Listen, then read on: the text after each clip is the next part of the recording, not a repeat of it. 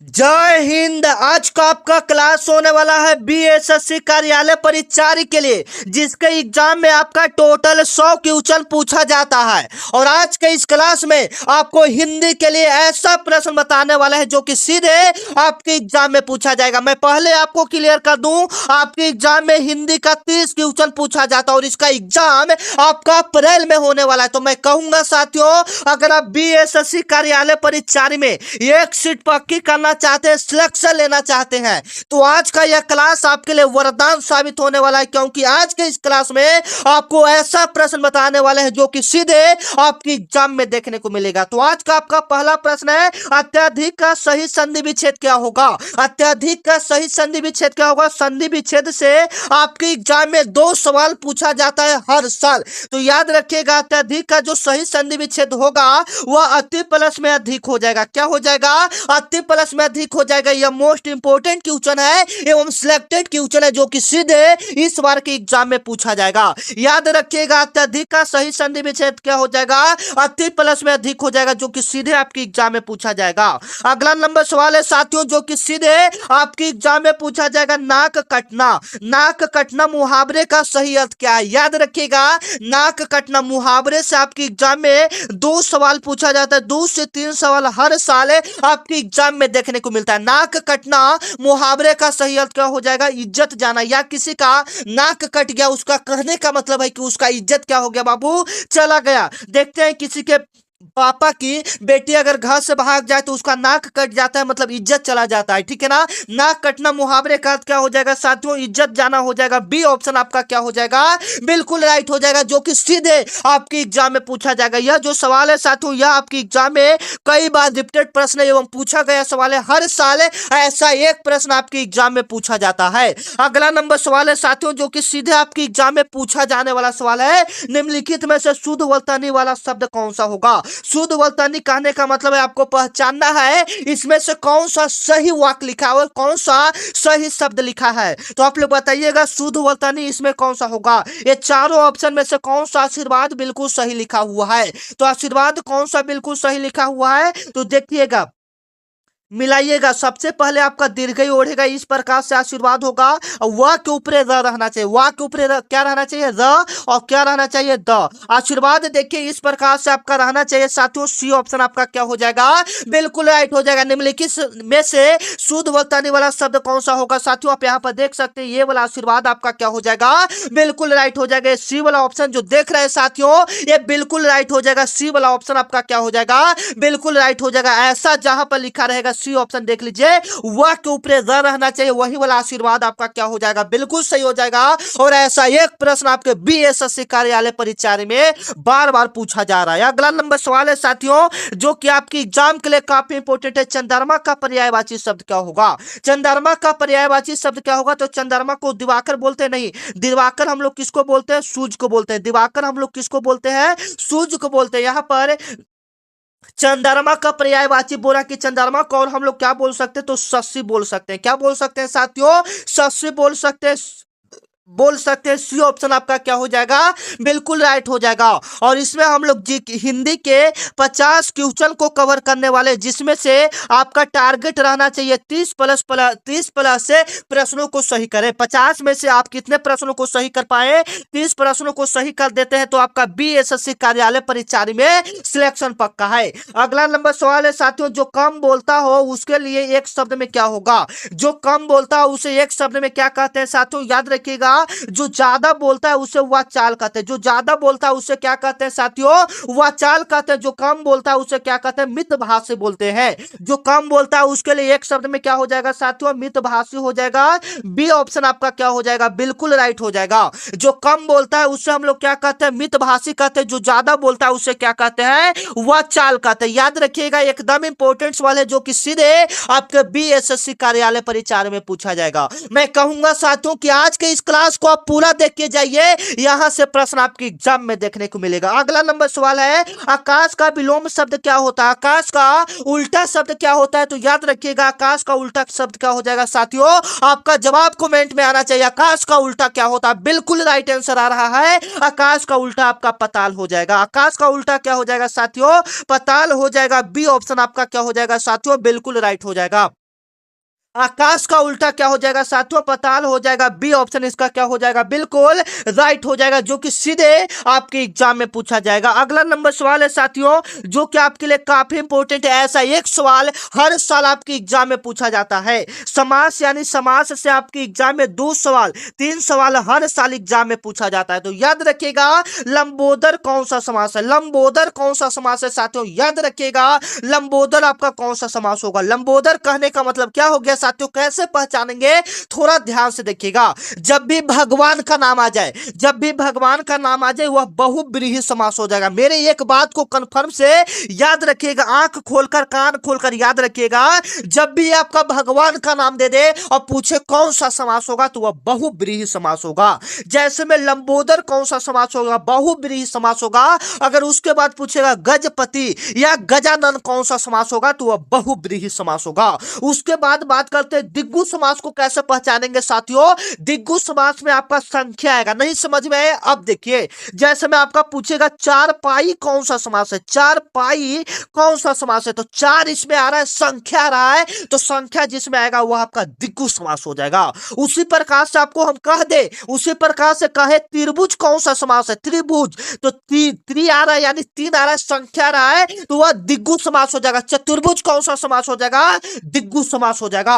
उसी प्रकार से बात करेंगे द्वंद्व समास का। द्वंद्व समास कैसे पहचानेंगे साथियों? जिसमें बीच में हिलंत आ जाए, जिसमें बीच में क्या आ जाए साथियों? हिलंत आ जाए। जैसे में माता पिता, जैसे में माता पिता देखते हैं बीच में आपका रेफ लगा रहता है, तो वही आपका क्या होता है? द्वंद्व समास होता है। जिसमें आपका बीच में हिलंत लगा रहे, जिसमें इसको हम लोग हिंदी में योजक चिन्ह बोलते हैं। इसको बीच वालों को क्या बोलते हैं साथियों? योजक चिन्ह बोलते हैं। जिसमें योजक चिन्ह लगा रहेगा वह आपका द्वंद्व समास आएगा। मैं आपको सारा पहचानने के लिए बता दूंगा। आज का यह क्लास आपके लिए वरदान साबित होगा।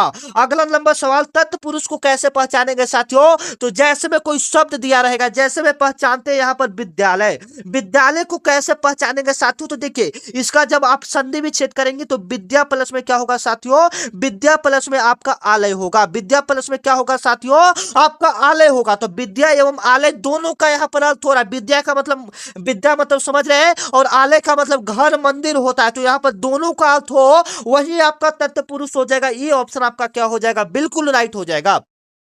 सॉरी, यहां पर लंबोदर बात करें तो लंबोदर आपका बहुब्रीहि समास हो जाएगा। ठीक है, अगला नंबर सवाल है साथियों, जो कि आपके एग्जाम में पूछा जाने वाला सवाल है। वृक्ष से पत्ता गिरता है में कौन सा कारक है? कारक से आपके एग्जाम में हर साल 3 से 4 प्रश्न पूछा जाता है। कारक की विभक्ति आपको याद करना पड़ेगा। जैसे में कर्ता ने कर्म को, ऐसे आपको याद करना पड़ेगा। कर्ता ने कर्म को कर्म से, ऐसे आपको याद करना पड़ेगा साथियों, जो कि आपके एग्जाम में पूछा जाता है। कर्ता ने कर्म को करण से संपादन का के अधिकरण में पर, ऐसे आपको याद करना पड़ेगा। तो यहां पर याद करा, वृक्ष से पत्ता गिरता है, कर्ता ने कर्म को करण से संपादन का के अधिकरण में पर, अपादान से, यानी कोई चीज किसी से अलग होता है। एक बात को मेरा गांठ बांध लीजिए, कोई चीज किसी से अलग होता है तो वह आपका अपादान कारक होता है। जैसे में पेड़ से पत्ता गिरता है, यह आपका अपादान कारक हो जाएगा। पेड़ से पत्ता अलग हो रहा है तो यह अपादान कारक हो जाएगा। राम वृक्ष से गिरता है, यानी वृक्ष यानी पेड़ से गिरता है, उससे अलग हो रहा है तो अपादान कारक हो जाएगा। याद रखिएगा साथियों, एकदम इंपॉर्टेंट सवाल है, जो कि सीधे आपके बीएसएससी कार्यालय परीक्षा में पूछा जाएगा। आज का यह क्लास आपके लिए वरदान साबित होने वाला। अगला नंबर सवाल है, मिठास शब्द कौन सा संज्ञा? एकदम इंपॉर्टेंट सवाल है साथियों, आप लोग भी जवाब दीजिए। मिठास आपका कौन सा समास हो जाएगा? सबसे पहले मिठास को हम लोग महसूस कर सकते हैं, फील कर सकते हैं, तो यह का भाववाचक हो जाएगा। व्यक्तिवाचक किसे कहते हैं? जो दुनिया में एक ही हो। जैसे में आपको नहीं समझ में आ रहा है, तो दुनिया में जो चीज एक रहेगा वह आपका व्यक्तिवाचक हो जाएगा। जैसे में हमारा भारत एक है तो व्यक्तिवाचक हो जाएगा, राम व्यक्तिवाचक हो जाएगा, हिमालय व्यक्तिवाचक हो जाएगा, पटना व्यक्तिवाचक हो जाएगा, क्योंकि ये सब दुनिया में सिर्फ एक ही है, इसलिए व्यक्तिवाचक। उसके बाद बात करेंगे जातिवाचक, जो पूरे जाति भर का बोध करे। जैसे में गाय, जैसे में लड़का, जैसे में लड़की, जैसे में कलम, जो पूरे जाति का बोध करेगा वो जातिवाचक हो जाएगा। भाववाचक आपको बताएं, जिसको हम लोग छू नहीं सकते, सिर्फ महसूस कर सकते हैं, जिसे फील कर सकते हैं। जैसे में मिठास हो गया, कड़वा हो गया, प्यार हो गया, गर्माहट हो गया, ये सबको हम लोग क्या कर सकते हैं, महसूस कर सकते हैं, यानी ये भाववाचक।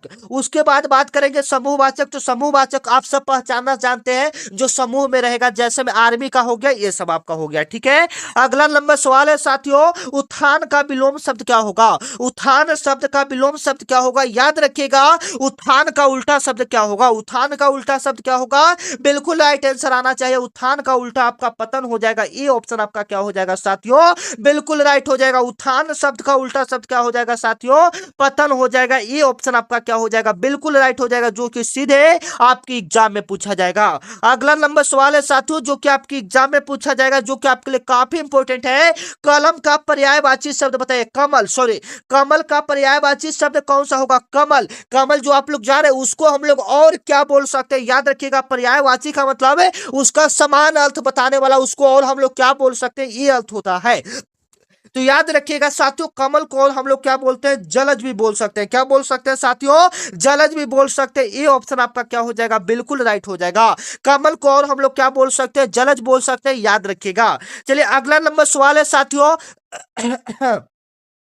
हाथ मल्ला मुहावरे का सही अर्थ क्या होगा? हाथ मल्ला मुहावरे का सही अर्थ क्या होगा साथियों? तो याद रखिएगा, पछताना होगा। ये ऑप्शन आपका क्या हो जाएगा? बिल्कुल करेक्ट हो जाएगा।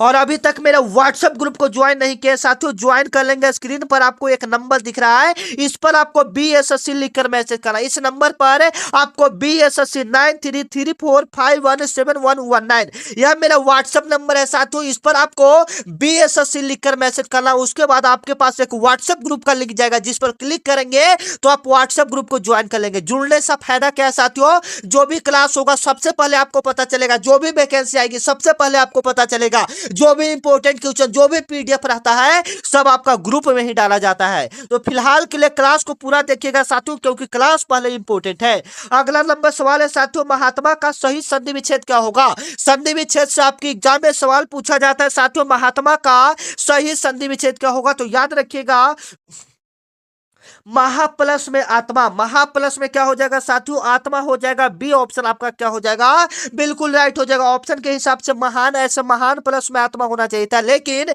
यहां पर महा प्लस में आत्मा होगा। बी ऑप्शन आपका क्या हो जाएगा साथियों? बिल्कुल राइट हो जाएगा, जो कि आपकी एग्जाम में पूछा गया सवाल है।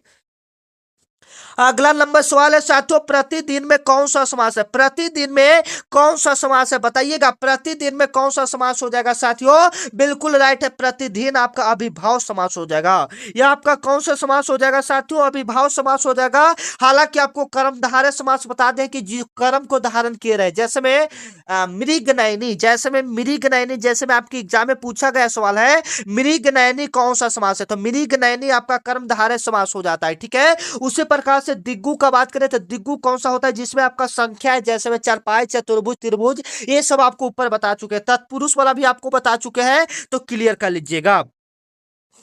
अगला नंबर सवाल है साथियों, घोड़ा का तत्सम रूप क्या होता है? तो हिंदी के संस्कृत के शुद्ध रूप को हम लोग तत्सम कहते हैं, संस्कृत वाले शब्द को हम लोग क्या कहते हैं? तत्सम कहते हैं। तो घोड़ा को क्या यहाँ पर होगा? घोड़ा को घोटक बोलते हैं। क्या बोलते हैं? संस्कृत भाषा में घोटक बोलते हैं। बी ऑप्शन आपका क्या हो जाएगा साथियों? बिल्कुल राइट हो जाएगा। अगला नंबर सवाल है, दिए गए शब्दों में कौन सा शब्द स्त्रीलिंग है? उससे पहले आप लोग बताइएगा कि आज का क्लास आप लोग का कैसा लग रहा है। आप लोग बताइएगा आज का क्लास आपको कैसा लग रहा है साथियों, ठीक है। अगर कोई दिक्कत है तो आप लोग कमेंट में बता सकते हैं कि हाँ सर, यहाँ पर मुझे दिक्कत हो रहा है, आपका क्लास साफ नहीं दिख रहा है, आपका आवाज क्लियर नहीं आ रहा है। जो भी दिक्कत है साथियों, आप लोग एक बार कमेंट में जरूर बताइएगा। अगर कोई दिक्कत ना हो, अच्छा लग रहा है, तो आप लोग एक बार कमेंट में जरूर बताइएगा। अगला नंबर सवाल क्या कर रहा है, दिए गए शब्दों में कौन सा शब्द स्त्रीलिंग है? तो बताइएगा। घर कभी स्त्रीलिंग होगा? बताइए तो घर कभी स्त्रीलिंग होगा? नहीं। लड़का कभी स्त्रीलिंग होगा? नहीं। देश कभी स्त्रीलिंग होगा? नहीं। नदी आपका स्त्रीलिंग है। नदी आपका क्या हो जाएगा साथियों? स्त्रीलिंग हो जाएगा। सी ऑप्शन आपका क्या हो जाएगा? बिल्कुल राइट हो जाएगा। अगला नंबर सवाल है साथियों, पवन का सही संधि विच्छेद क्या होगा? पवन का सही संधि विच्छेद क्या हो जाएगा? तो याद रखिएगा, पो प्लस में अन्न। पवन का सही संधि विच्छेद क्या हो जाएगा साथियों? पो प्लस में क्या हो जाएगा साथियों? अन्न हो जाएगा। पो प्लस में अन्न आपका पवन का सही संधि विच्छेद हो जाएगा। बी ऑप्शन आपका क्या हो जाएगा साथियों? बिल्कुल राइट हो जाएगा। पवन का सही संधि विच्छेद क्या होगा साथियों? तो पो प्लस में अन्न हो जाएगा। याद रखिएगा, काफी इंपॉर्टेंट सवाल है, जो कि आपकी एग्जाम में पूछा जाएगा। अगला नंबर सवाल साथियों, जो कि आपके मुहावरे से, जो कि आपकी एग्जाम में इस बार पूछा जाएगा कि अंधे की लकड़ी मुहावरे का अर्थ क्या है। अंधे की लकड़ी मुहावरे का अर्थ क्या है साथियों, तो याद रखिएगा अंधे की लकड़ी यानी एकमात्र उसका सहारा होना। ये ऑप्शन आपका क्या हो जाएगा साथियों, बिल्कुल राइट हो जाएगा, अंधे का लकड़ी यानी एकमात्र सहारा होना। अगला नंबर सवाल है साथियों जो कि आपके लिए काफी इंपॉर्टेंट है, आपकी एग्जाम में कई बार ये वाला जो प्रश्न है साथियों कई बार रिपीट हो चुका है कि जंगम का सही विलोम शब्द क्या होता है। जंगम का सही विलोम शब्द क्या होता है साथियों, तो स्थावर होता है। ये ऑप्शन आपका क्या हो जाएगा, बिल्कुल राइट हो जाएगा। और आप लोग भी जवाब देते जाइएगा। अगला नंबर सवाल है साथियों जो कि आपके लिए काफी इंपॉर्टेंट है, आंख का तारा होना मुहावरे का अर्थ क्या है। आंख का तारा होना मुहावरे का अर्थ क्या होगा साथियों, तो याद रखिएगा आंख का तारा होना यानी बहुत प्यारा होना। आंख का तारा होना यानी बहुत प्यारा होना। ये ऑप्शन आपका क्या हो जाएगा, बिल्कुल राइट हो जाएगा। और अभी तक आप लोग चैनल को सब्सक्राइब नहीं किए साथियों, चैनल को सब्सक्राइब कर लीजिएगा, क्योंकि यहाँ पर डेली आपका बीएसएससी कार्यालय परिचारी का क्लास करवाया जाता है। अगर आप डेली चैनल मतलब डेली क्लास करना चाहते हैं बीएसएससी कार्यालय परिचारी को, तो चैनल को सब्सक्राइब कर लीजिएगा, क्योंकि यहां से 50,000 से ज्यादा बच्चे जुड़कर अपनी तैयारी को पूरी कर रहे हैं। अगला नंबर आपका सवाल है साथियों, अंधा क्या चाहे दो आंख, लुकोक्ति का अर्थ क्या। अंधा क्या चाहे दो आंख, इस लुकोक्ति का अर्थ क्या होगा साथियों, तो याद रखिएगा इस लुकोक्ति का अर्थ होगा मनचाही वस्तुओं का मिल जाना। जैसे में अंधा क्या चाहेगा, दो आंख चाहेगा यानी आपको मनपसंद चीज मिल जाएगा, तो वही आपका आपके लिए बहुत ही बड़ी बात है, मनचाही वस्तुओं का मिल जाना। बी ऑप्शन आपका क्या हो जाएगा साथियों, बिल्कुल राइट हो जाएगा।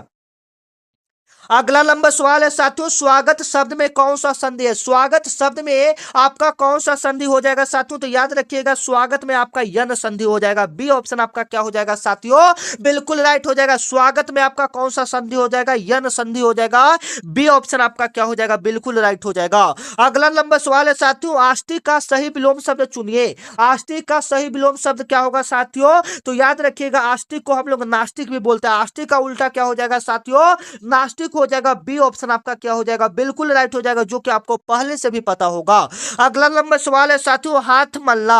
हाथ मल्ला हाथ पांव फुल्ला। हाथ पांव फुल्ला मुहावरे का अर्थ क्या होगा। मुहावरा से आपकी एग्जाम में बहुत सारा प्रश्न पूछा जाता है साथियों, तो बताइएगा हाथ पांव फुल्ला मुहावरे का अर्थ क्या हो जाएगा, घबरा जाना। हाथ पांव फुल्ला मुहावरे का अर्थ क्या हो जाएगा, घबरा जाना।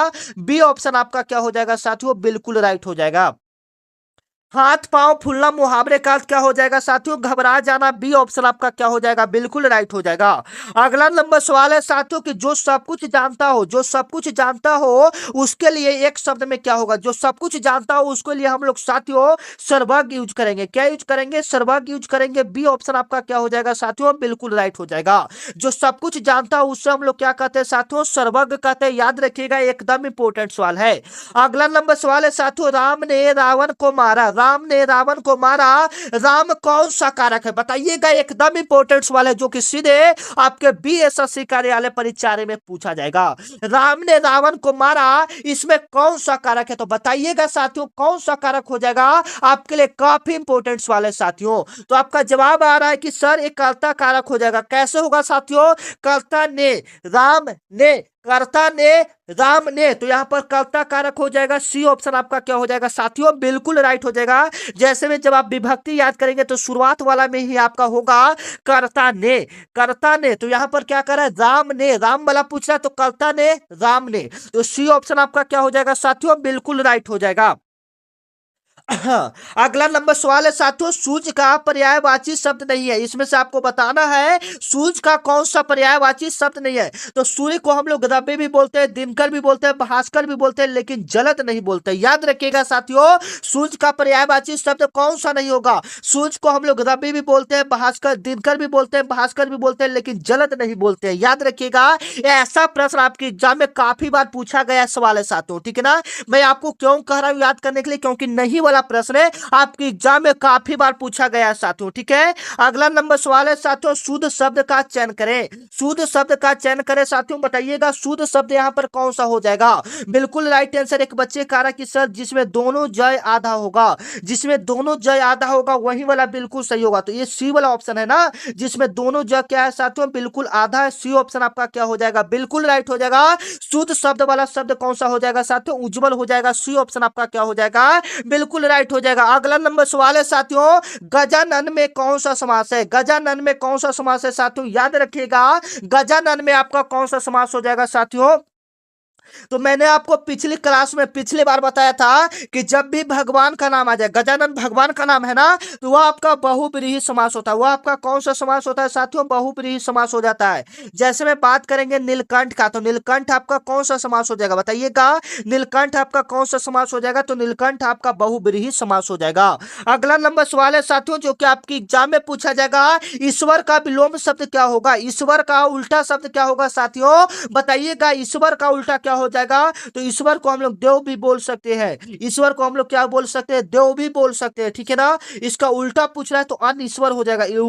ईश्वर का उल्टा क्या हो जाएगा? अनईश्वर हो जाएगा। सी ऑप्शन आपका क्या हो जाएगा? बिल्कुल राइट हो जाएगा। अगला नंबर सवाल है साथियों, साक्षर का विलोम शब्द क्या होगा? जो कि आपके लिए काफी इंपॉर्टेंट है। साक्षर का उल्टा शब्द पूछ रहा है कि उसका उल्टा क्या होगा? तो साक्षर यानी पढ़ा लिखा, तो उसका उल्टा क्या हो जाएगा? निरक्षर हो जाएगा ना। साक्षर का उल्टा क्या हो जाएगा साथियों? निरक्षर हो जाएगा। बी ऑप्शन आपका क्या हो जाएगा? बिल्कुल राइट हो जाएगा, जो कि सीधे आपकी एग्जाम में पूछा जाने वाला सवाल है। गंगा का पर्यायवाची शब्द क्या होगा साथियों? बताइएगा, गंगा का सही पर्यायवाची शब्द क्या होगा? तो गंगा को हम लोग क्या बोलते हैं साथियों? सूरसरी भी बोलते हैं। क्या बोलते हैं? सूरसरी भी बोलते हैं। बी ऑप्शन आपका क्या हो जाएगा? बिल्कुल राइट हो जाएगा। अगला नंबर सवाल है साथियों जो कि आपकी एग्जाम में पूछा जाएगा, जो कि आपके लिए काफी इंपॉर्टेंट है। यथाशक्ति में कौन सा समास है? यथाशक्ति में कौन सा समास है साथियों? जब भी ऐसा प्रश्न पूछा जाए, यथाशक्ति वाला काफी बार पूछा गया है, तो इसको याद रखिएगा। यह आपका अभिभाव समास है। यह आपका कौन सा समास है साथियों? अभिभाव समास है। ये ऑप्शन आपका क्या हो जाएगा? बिल्कुल राइट हो जाएगा। अगला नंबर सवाल है साथियों, पवन का पर्यायवाची शब्द कौन सा होगा? पवन का सही पर्यायवाची शब्द कौन सा होगा साथियों? तो पवन को और हम लोग क्या बोल सकते हैं? अनल मतलब तो आग होता है, सलील मतलब अचल मतलब, ये सब अलग अलग होता है। लेकिन पवन का मतलब क्या होता है? हवा। और अनिल का भी मतलब क्या होता है साथियों? हवा होता है। अनिल का भी मतलब क्या होता है साथियों? हवा, हवा होता है। तो पवन का पर्यायवाची शब्द क्या हो जाएगा साथियों? अनिल हो जाएगा। बी ऑप्शन आपका क्या हो जाएगा? बिल्कुल राइट हो जाएगा। अगला नंबर सवाल है साथियों, आकाश पताल एक करने का अर्थ क्या होता है? आकाश पताल एक करने का अर्थ क्या होता है साथियों? बहुत कठिन परिश्रम कार्य करना। ये ऑप्शन आपका क्या हो जाएगा साथियों? बिल्कुल राइट हो जाएगा। आकाश पताल एक करना मुहावरे का अर्थ क्या होता है? बहुत कठिन परिश्रम कार्य करना। अगला नंबर सवाल है साथियों जो कि आपकी एग्जाम में पूछा जाएगा, पावक किसका पर्यायवाची शब्द है? पावक किसका पर्यायवाची शब्द है साथियों? तो बताइएगा, पावक। पावक और हम लोग क्या बोल सकते हैं? अग्नि बोल सकते हैं, जल नहीं बोल सकते, वायु नहीं बोल सकते, पृथ्वी नहीं बोल सकते। पावक और हम लोग क्या बोल सकते हैं साथियों? अग्नि बोल सकते हैं। सी ऑप्शन आपका क्या हो जाएगा? बिल्कुल राइट हो जाएगा। अगला नंबर सवाल है साथियों, धार्मिक शब्द कौन सा प्रत्यय है? धार्मिक शब्द में कौन सा प्रत्यय है साथियों? तो बताइएगा, धार्मिक शब्द में आपका कौन सा प्रत्यय होगा? प्रत्यय यानी शब्द के पीछे लगने वाला शब्द। तो धार्मिक इक हो जाएगा ना। धार्मिक बोलिए, धार्मिक इक, धार्मिक इक। इक आ रहा तो इक आपका क्या हो जाएगा? प्रत्यय हो जाएगा। बी ऑप्शन आपका क्या हो जाएगा साथियों? बिल्कुल इंपॉर्टेंट हो जाएगा। अगला नंबर सवाल है साथियों, अनुज का विलोम शब्द क्या होगा? अनुज शब्द का विलोम शब्द क्या होगा साथियों? तो अनुज का क्या हो जाएगा? अनुज का अग्रज हो जाएगा ना। आप बचपन से पढ़े होंगे, अनुज का उल्टा क्या होता है साथियों? अग्रज होता है, ठीक है। चलिए अगला नंबर सवाल क्या है साथियों? 39 नंबर आपका सवाल है साथियों, घी के दिए जलाना। घी के दिए जलाना मुहावरे का अर्थ क्या होता है? घी के दिए जलाना मुहावरे का अर्थ क्या होता है साथियों? तो याद रखिएगा, खुशी मनाना। यानी घी के दिए जलाना यानी क्या करना साथियों? खुशी मनाना। बी ऑप्शन आपका क्या हो जाएगा साथियों? बिल्कुल राइट हो जाएगा। अगला नंबर सवाल है साथियों जो कि आपके लिए काफी इंपॉर्टेंट है, आपकी एग्जाम में पूछा जाएगा, प्रत्येक का संधि विच्छेद क्या होगा? प्रत्येक का सही संधि विच्छेद क्या होगा साथियों? तो याद रखिएगा, प्रत्येक का सही संधि विच्छेद क्या हो जाएगा? प्रति प्लस में एक हो जाएगा। प्रति प्लस में क्या हो जाएगा साथियों? एक हो जाएगा। प्रत्येक का सही संधि विच्छेद क्या हो जाएगा साथियों? प्रति प्लस में एक हो जाएगा। प्रति प्लस में क्या हो जाएगा साथियों? एक हो जाएगा। ये ऑप्शन आपका क्या हो जाएगा साथियों? बिल्कुल राइट हो जाएगा। अगला नंबर सवाल है साथियों जो कि सीधे आपकी एग्जाम में पूछा जाने वाला है, सज्जन का उल्टा शब्द क्या होगा? सज्जन का उल्टा शब्द क्या होगा साथियों? तो याद रखिएगा, सज्जन का उल्टा क्या होगा साथियों? दुर्जन हो जाएगा। ये ऑप्शन आपका क्या हो जाएगा साथियों, बिल्कुल राइट हो जाएगा। सज्जन का उल्टा शब्द क्या हो जाएगा साथियों, दुर्जन हो जाएगा। ये ऑप्शन आपका क्या हो जाएगा, बिल्कुल राइट हो जाएगा, जो कि आपकी एग्जाम में पूछा जाने वाला सवाल है साथियों। अगला नंबर सवाल है साथियों, जो कि आपकी एग्जाम के लिए काफी इंपोर्टेंट है। पीताम्बर कौन सा समास है, आपको बताना है पीताम्बर कौन सा समास हो जाएगा। तो पीताम्बर, जब भी भगवान का नाम आ जाए तो पीताम्बर एक भगवान का नाम ही आपको पता होना चाहिए, ठीक है ना। तो यह आपका बहुब्रीहि समास हो जाएगा। ये ऑप्शन आपका क्या हो जाएगा साथियों, बिल्कुल राइट हो जाएगा। अगला नंबर सवाल है साथियों, अमृत का पर्यायवाची शब्द कौन सा होगा। अमृत का सही पर्यायवाची शब्द कौन सा होगा साथियों, याद रखिएगा। अमृत का सही पर्यायवाची शब्द आपका पीयूष हो जाएगा। बी ऑप्शन आपका क्या हो जाएगा साथियों, बिल्कुल राइट हो जाएगा।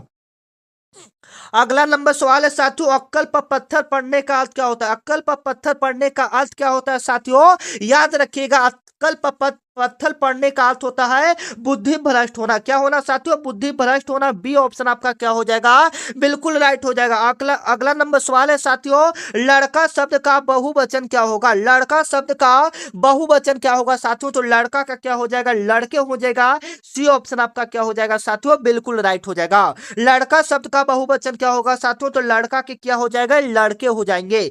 अगला नंबर सवाल क्या कर रहा है साथियों, जो कि आपके लिए काफी इंपॉर्टेंट है। 9 2 11 होना। 9 2 11 होने का अर्थ क्या है साथियों, याद रखिएगा। 9 2 11 होना यानी भाग जाना। बी ऑप्शन आपका क्या हो जाएगा, बिल्कुल राइट हो जाएगा। अगला नंबर सवाल है साथियों, 47 नंबर आपका सवाल है साथियों, कमल का पर्यायवाची शब्द नहीं है। इसमें से आपको बताना है कौन सा कमल का पर्यायवाची शब्द नहीं है। तो कमल का पर्यायवाची शब्द आपका अंबर नहीं हो जाएगा, याद रखिएगा। डी ऑप्शन आपका। कमल को पंकज बोलेगा, सरोज बोलेगा, जलज बोलेगा, ये सब सही है, लेकिन कमल का पर्यायवाची शब्द अंबर नहीं होगा साथियों, याद रखिएगा। अगला नंबर सवाल है साथियों, उपकार का विलोम शब्द क्या होगा। उपकार का उल्टा क्या होगा साथियों, याद रखिएगा। उपकार का उल्टा क्या होगा, अपकार हो जाएगा। बी ऑप्शन आपका क्या हो जाएगा, बिल्कुल राइट हो जाएगा। उपकार का उल्टा क्या हो जाएगा साथियों, अपकार हो जाएगा, याद रखिएगा। एकदम वेरी वेरी इंपॉर्टेंट क्वेश्चन है। शिष्य का स्त्रीलिंग रूप क्या होगा साथियों, बताइएगा। शिष्य का स्त्रीलिंग रूप क्या होगा, तो शिष्य का शिष्या हो जाएगा। क्या हो जाएगा, शिष्या हो जाएगा। ये ऑप्शन आपका क्या हो जाएगा साथियों, बिल्कुल राइट हो जाएगा। आज का आखिरी सवाल साथियों, 50 नंबर, जो कि आपके लिए काफी इंपॉर्टेंट है। परोपकार का सही संधि विच्छेद क्या होगा। इसका जवाब आप लोग को देना है, क्योंकि लास्ट सवाल का जवाब बच्चे देंगे, क्योंकि इतना मेहनत आपके लिए हम कर रहे हैं। तो आप लोग इसका जवाब दीजिएगा। परोपकार का सही संधि विच्छेद क्या हो जाएगा, पर प्लस में क्या होना चाहिए साथियों, उपकार होना चाहिए। पर प्लस में क्या होना चाहिए, उपकार होना चाहिए। मेरे हिसाब से आपका पर प्लस में क्या होना चाहिए, उपकार होना चाहिए। ठीक है, तो बी ऑप्शन आपका क्या हो जाएगा, बिल्कुल राइट हो जाएगा। अब आप लोग अपना स्कोर बताइएगा साथियों, 50 में से आप लोग का हिंदी में कितना स्कोर हुआ, कमेंट में जरूर बताइएगा। और अभी तक आप लोग चैनल को सब्सक्राइब नहीं किया साथियों, चैनल को सब्सक्राइब कर लीजिएगा, क्योंकि यह चैनल आपके लिए काफी इंपॉर्टेंट है, आपके जीवन के लिए एकदम वेरी वेरी इंपॉर्टेंट चैनल है। ठीक है, तो मिलता है नेक्स्ट वीडियो में, तब तक के लिए जय हिंद, जय भारत। क्लास आपको कैसा लगा एक बार कमेंट करके जरूर बताइएगा। तब तक के लिए जय हिंद, जय भारत।